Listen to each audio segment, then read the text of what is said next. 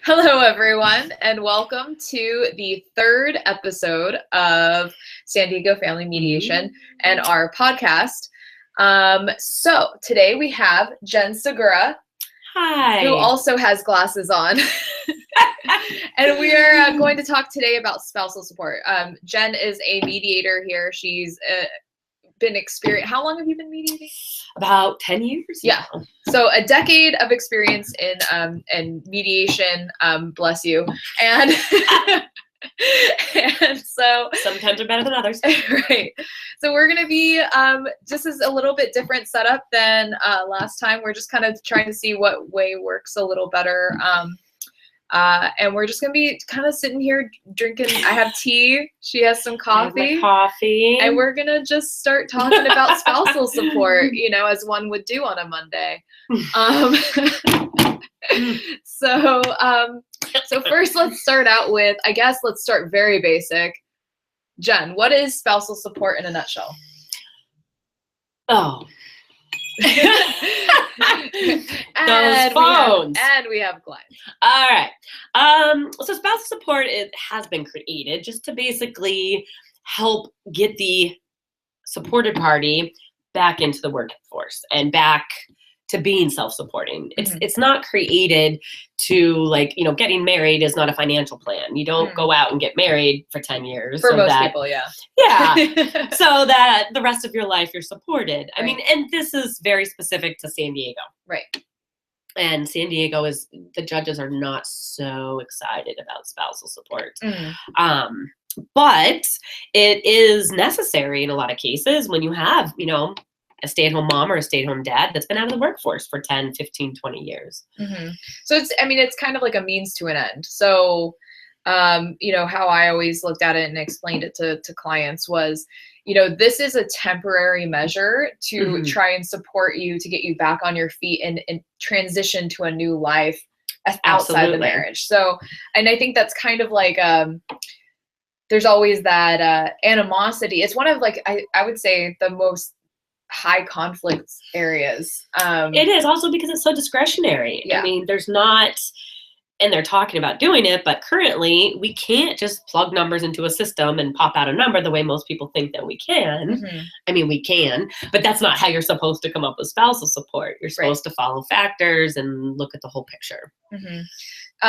Yeah. And I mean, I think it's kind of like one of those things too, especially when you have a situation where maybe there's some infidelity and and maybe the person who was cheated on is now forced to pay never fun. The other spouse monthly amount. Absolutely. There's always that animosity there. It's like, why am I having to pay this person who wrecked my marriage? Absolutely. But it's not like a reward. It's trying to help them so that they can move on and transition out of the marriage. But I think that that's something that a lot of people get confused about. Yeah. And the funny thing is, if we kind of make it heavier set in the beginning so that they can go out and get the training, so that they can go out and get the job, then it's going to be a much shorter time period. But, if we're fighting to make sure it's as small as possible in the beginning and they're just barely making ends meet, then how are they going to go out and go to school and create, a better life for themselves? We have to give them the tools to get back out there. And those tools will vary based on, have you guys been married for 5 years, 10 years, 15 years, 20 years? Were both partners working throughout the whole marriage? Was only one partner working? Was one partner helping the other one to and they did things at home so that person could create a better career for their family as a whole? There's a lot of factors that go into it. Yeah. And I think, speaking of duration, I think another kind of big myth out there is, if you hang on for 10 years, you got them. So it's like the marriage of long duration, which typically is over 10 years. Yeah. How has that changed? I guess, are you set for life at 10 years? But that's changed a lot, right? Yeah. It's not so much that way. Well, and I typically find people that they leave mediation because they think that they're not getting a good deal in mediation for spousal support, that once they do end up in court, they find it's a lot less than they were being offered in mediation, because in mediation, we're looking at your budget. We're looking at, what do you have to pay every month? Right. And the court doesn't look at your budget. The Right. court just looks at what's coming in the door. And they don't care if you have a $5,000 a month, rent payment or a $2,000 a month, whatever. But I think that where people go wrong is just expecting that, having that expectation that I'm going to be paid support forever, because it's not really going to happen unless you've been married for 30 years and you literally spent your entire life raising families, and there's no way you could create a career in the time you have left. Right. I think there was only one specific instance where I saw that spousal support for the rest of their life was actually made sense. And it was, they had been married for 30 plus years. She had never gone to school. At this point, she was in her 50s or 60s. And it's, not to say that that's too old. That's too old to do anything. But really to start from scratch at that age. Yeah. When you're like looking retirement in the face. Right. And, Right. And at that point, it is, she sacrificed her working years towards the family. So then it made sense in that situation. But I feel like it's one of those, it's a temporary measure. Absolutely. And also you don't want, so if you have kids with someone, right. Mm-hmm.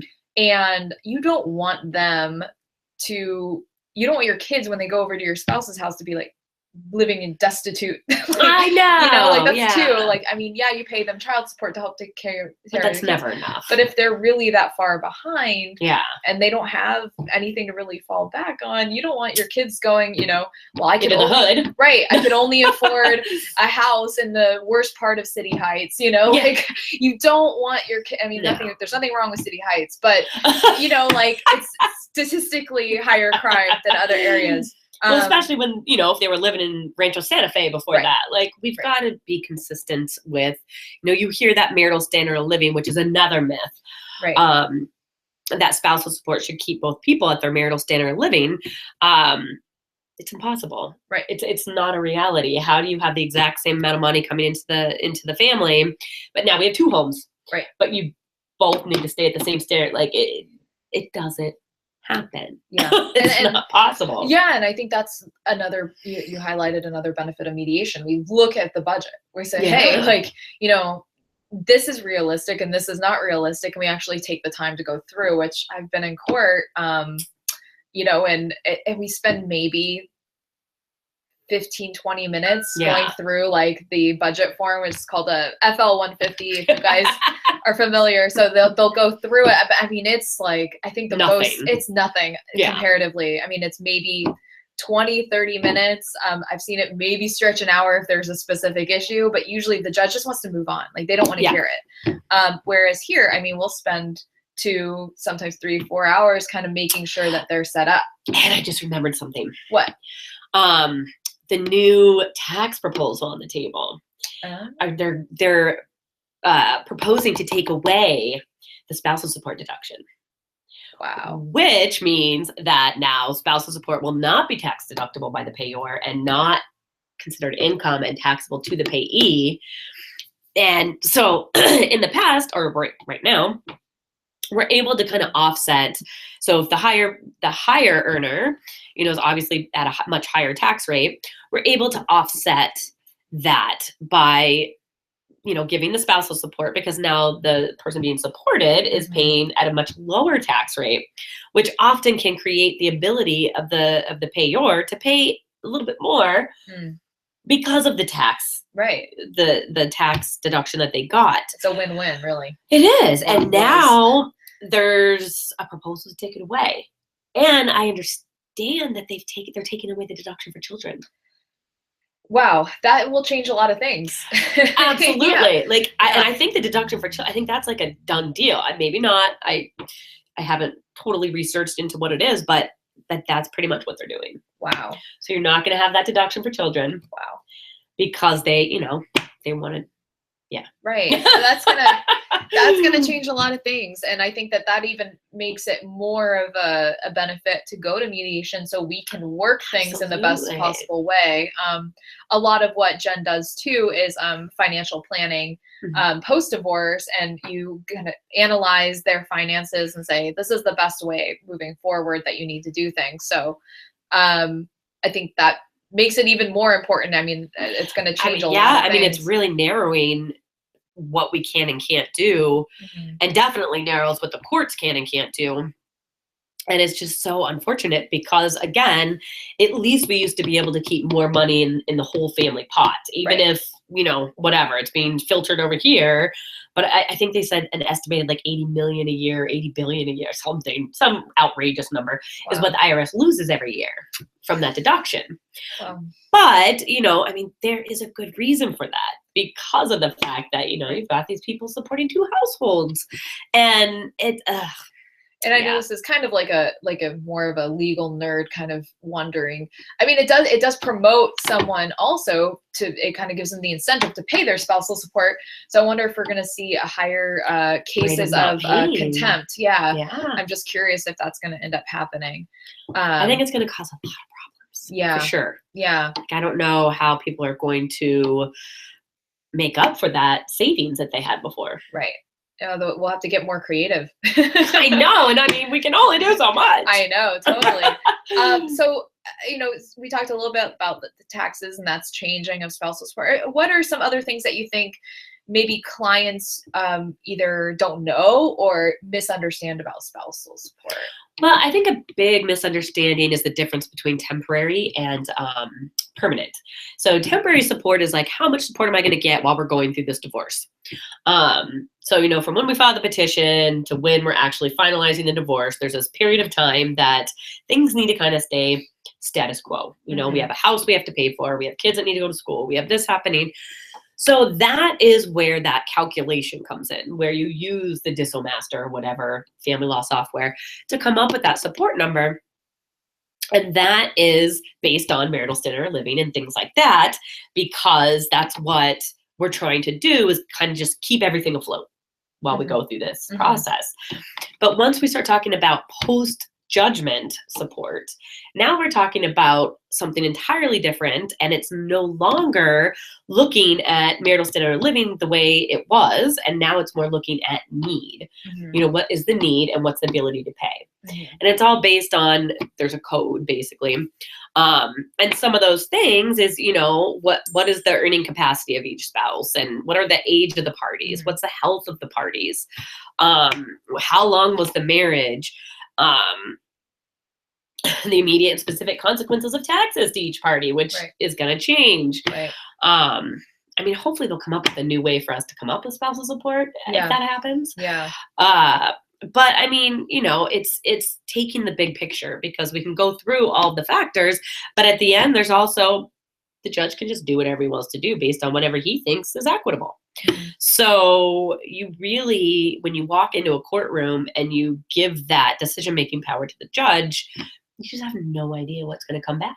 Right. It's out of your hands at that point. It's out of your hands. And that's like, I think that's one of the most frightening things about our family law system in general is you go into a courtroom, you don't have the right to an attorney. Yeah. And they're very expensive. So, you know, a lot of people can't afford attorneys, and you're putting your entire life in the hands of the judge, who's going to decide one way or the other, knowing very like basic stuff about your case. And if you don't have an attorney, the only stuff that judge is going to know is what you've given to that judge. Yeah. And a lot of people don't know, like, oh, you can add this, or you can add attachment, you know, some people, it's a complicated system.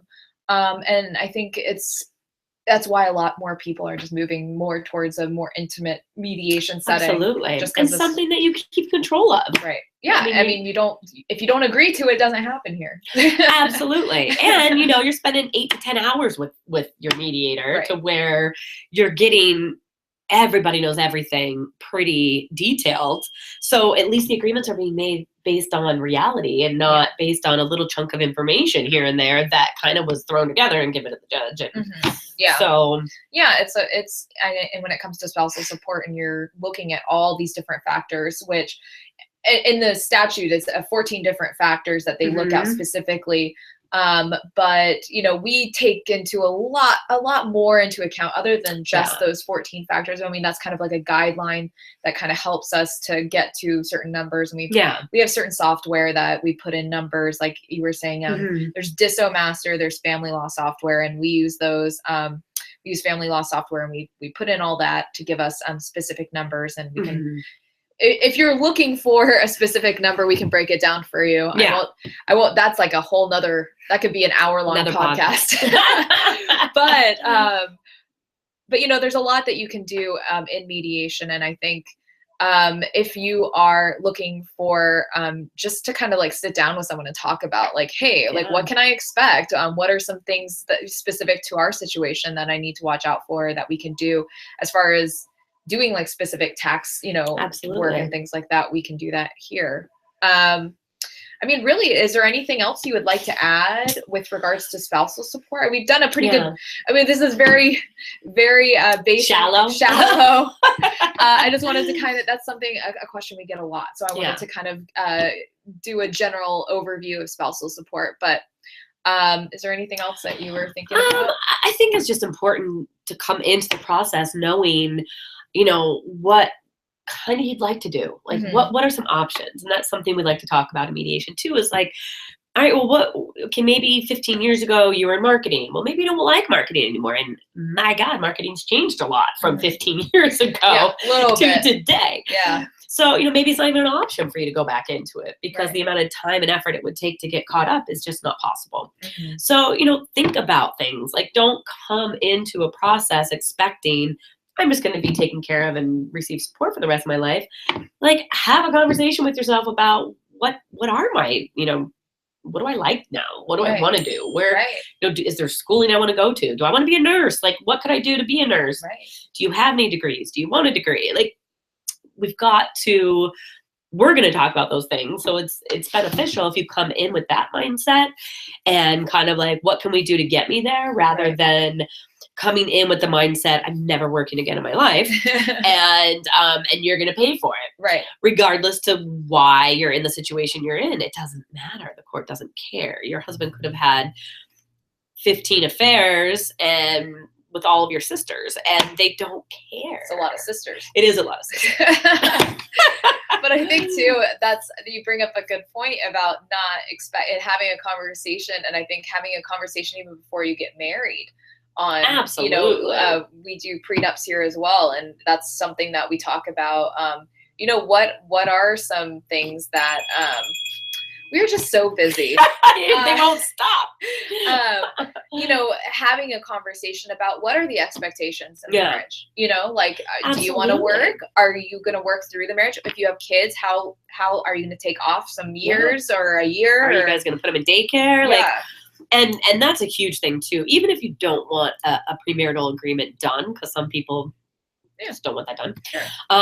Coming in, we do financial planning for, you know, a couple getting married, and it's nothing that's super intricate or anything like that, but it's more of, you know, what are your spending habits?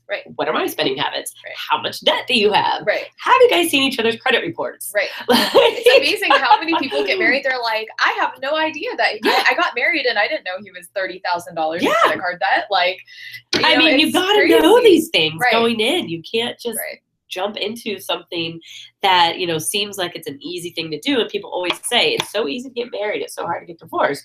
Well, before you get married, you're adult. You're supposed to take it upon yourself to learn more about what you're jumping into. Otherwise, it is going to be complex in the end. You know?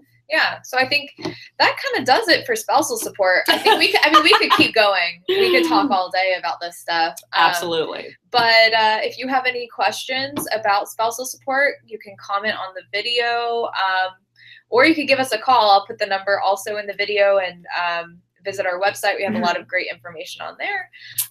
Or drop-in clinics on Tuesdays. Yes, drop-in clinics from 11:30 to 1 p.m. come in and you can find out more information and meet us. You can compliment our awesome glasses, whatever you'd prefer to do. But yeah, so, just give us a call if you have any other questions, and thank you for listening. Thank you. Bye.